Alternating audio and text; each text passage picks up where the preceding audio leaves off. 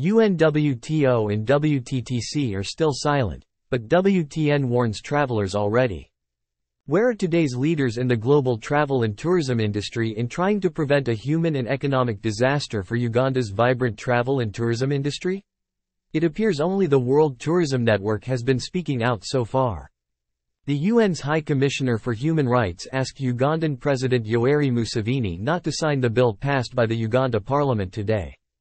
UN Volker Turk called the Anti-Homosexuality Bill 2023 draconian, saying it would have negative repercussions on society and violate the nation's constitution. The United States added to international outrage over a hardline bill passed by Ugandan lawmakers that criminalize simply identifying as LGBTQ+, prescribes a life sentence for convicted homosexuals, and a death penalty for aggravated homosexuality. If signed into law by the president, it will render lesbian, gay, and bisexual people in Uganda criminals simply for existing, for being who they are. It could provide carte blanche for the systematic violation of nearly all of their human rights and serve to incite people against each other. Uganda's parliament just passed a mostly unchanged version of one of the world's strictest anti-LGBTQ+ bills after President Yoweri Museveni asked that specific provisions from the original legislation be toned down.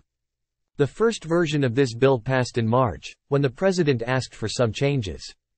President Museveni returned the bill to parliament last month, asking lawmakers to remove the duty to report and to introduce a provision to facilitate the rehabilitation of gay people.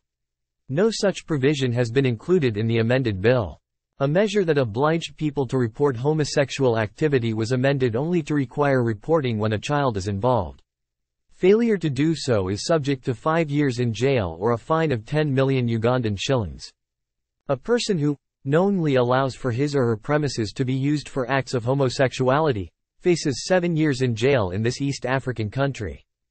The amended bill also includes the death penalty for certain same-sex acts and a 20-year sentence for promoting homosexuality, what would include any advocacy for the rights of lesbian, gay, bisexual, transgender, and queer citizens in Uganda.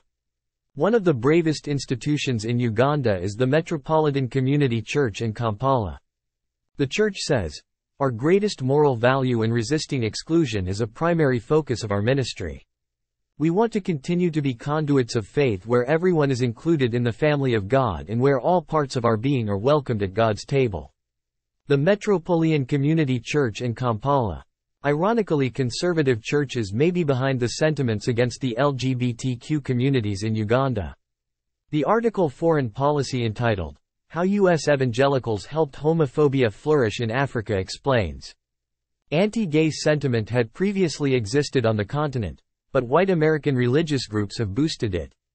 In 2018, Val Calland, an LGBTQ+ rights activist who even went on a U.S. State Department-sponsored tour in 2010 for her activism, went on TV during the church service to renounce lesbianism. Calland, in 2022 wrote an op-ed titled, "Unchange: A Lesbian Christian's Journey Through Ex-Gay Life," in which she apologized to Uganda's LGBTQ+ community for her renunciation. Evangelic churches and Western money had been involved in Uganda in manufacturing and sustaining the ex-gay framework in more than subtle and symbolic ways. Evangelical preachers have traveled across Africa, verbalizing this harmful language. Suppose the law passes the Uganda parliament for the second time and is signed into law by the president. It will render lesbian, gay, and bisexual people in Uganda criminals simply for existing, for being who they are. It could provide carte blanche for the systematic violation of nearly all of their human rights and serve to incite people against each other, a CNN report says.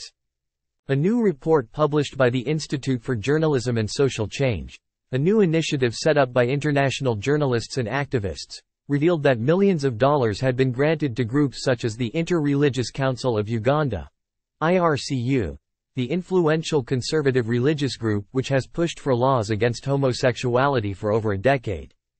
On Twitter, some voices are very much in favor of this law, putting African pride as a reason to support it. "I think Africa should be allowed to make their own laws and demonize what they want to demonize. Uganda makes us great for all African countries." A group of leading scientists and academics from Africa and worldwide urged President Museveni to veto the bill, saying that Homosexuality is a normal and natural variation of human sexuality. Museveni has 30 days to either sign the legislation into law, return it to Parliament for another revision, or veto it and inform the parliamentary speaker.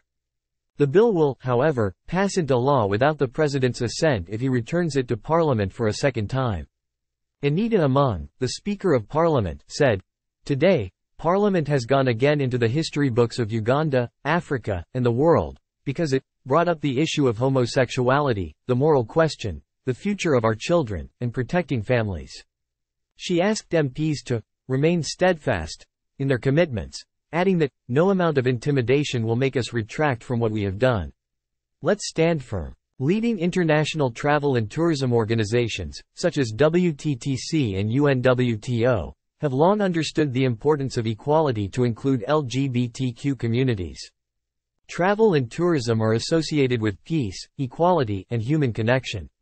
Making it a crime to be gay, lesbian, or transgender, and making it a crime for just saying this was wrong is putting travelers visiting such a country in harm's way unless a visitor is aware of this situation, says Jürgen Steinmetz, chairman of the World Tourism Network. Tour operators and airlines should pledge they will warn travelers to Uganda once this anti-LGBTQ law is signed. The World Travel and Tourism Council, WTTC, has stated for years that travel is a way of life for a lot of people in this world, whatever their sexuality. Even in the toughest times, it continues to be a priority for populations around the world. David Scousil, President and CEO, World Travel and Tourism Council speech at IGLTA Global Convention in 2013. In the last years, LGBT tourism has experienced continued growth, being widely recognized as an important and promising segment of tourism worldwide. This segment can be a powerful vehicle for economic development, social inclusion and the competitiveness of tourism destinations.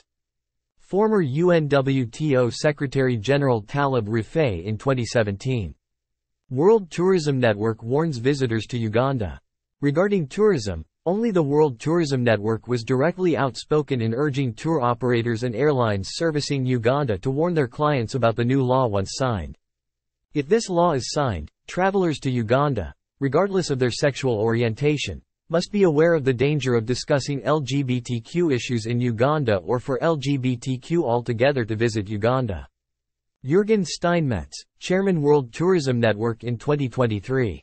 The Ugandan writer and feminist Rosebel Kagumeyer warned in a tweet that the law could deny queer Ugandans housing, education, and other fundamental rights, and could be used, by your enemies, and government included, against anyone.